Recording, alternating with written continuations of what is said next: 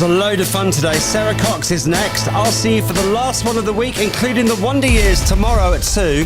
Radio 2, BBC Sounds app, smart speaker and 88 to 91 FM. BBC News at 4 o'clock. This is Claire Runacres.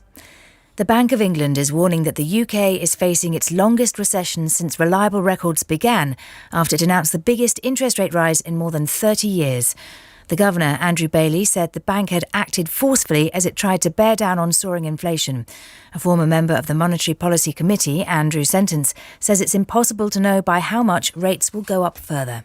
Those sort of comments are mistaken. The reality is we don't know quite exactly how high interest rates need to go. I think the press conference that Andrew Bailey and his colleagues gave was quite clear that interest rates will probably need to go higher, but we don't know quite how much higher because we don't know what's going to happen in the international situation and in the domestic economy.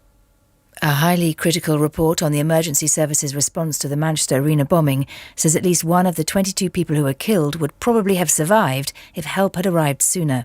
The report said communication between fire, police and ambulance services was virtually non-existent. Fegan Murray's son Martin Hett died in the bombing. She's calling for lessons to be learned.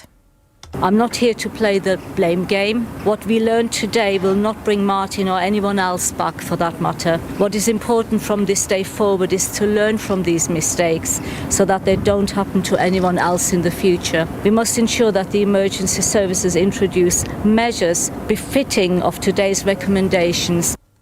2 children have allegedly been sexually assaulted at a hotel in East London which is used to house asylum seekers. Police were called to respond to 2 separate incidents during the past 2 months at the hotel in Walthamstow. Pakistan's former Prime Minister Imran Khan has been shot and injured as he and thousands of supporters took part in a march on the capital to try to return him to power. He was forced from office in April following a vote of no confidence. Our correspondent Samira Hussain's been following developments from Islamabad. Police have released a video, a confession from the shooter who said that he did, in fact, act alone.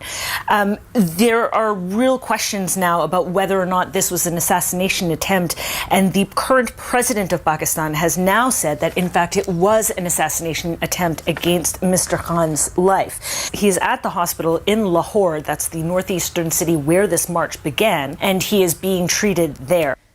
A court in London has told the British arm of the commodities group Glencore to pay more than £275 million for bribery offences related to its oil operations in Africa. Prosecutors said employees of the British subsidiary and its agents had used private jets to transfer the cash. Firefighters in Tyne and Wear have freed a 2-year-old girl whose head got trapped in her toilet seat after she tried to wear it. Crews said Harper had been very brave as they used small tools to remove it. That's the news, and now with the sport, here's Shabnam Yunus-Jewell. The England forward Beth Mead has called the staging of the Men's World Cup in Qatar disappointing and said she won't be backing or promoting it. Mead, who has been speaking to Women's Hour, is gay and homosexuality is illegal in the Gulf state. UEFA have announced a Women's Nations League will take place for the first time next year. It'll begin in autumn 2023 in the lead up to the 2025 Women's European Championship. In the Europa League tonight, Manchester United will finish top of their group if they can beat Real Sociedad by 2 goals or more in Spain. Arsenal can put their place in the last 16 with victory over FC Zurich at the Emirates, while West Ham and Hearts are in Europa Conference League action. In Rugby Union, Scotland will make 6 changes for this weekend's autumn test against Fiji. Among them, Stuart Hogg returns and Adam Hastings is preferred to Blair Kinghorn. And in cricket, Pakistan boosted their slim hopes of progressing to the semi-finals of the Men's T20 World Cup with a 33-run win against South Africa at the Sydney Cricket Ground.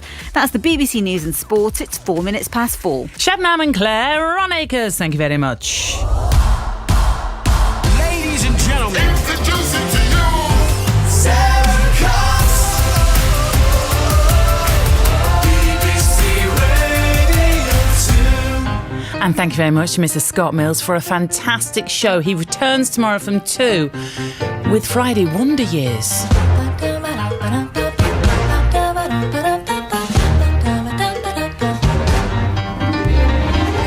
Ladies and gentlemen, boys and girls and everyone in between, welcome along to your fulsome Thursday tea time extravaganza. And you know yours, Ella the Thursday.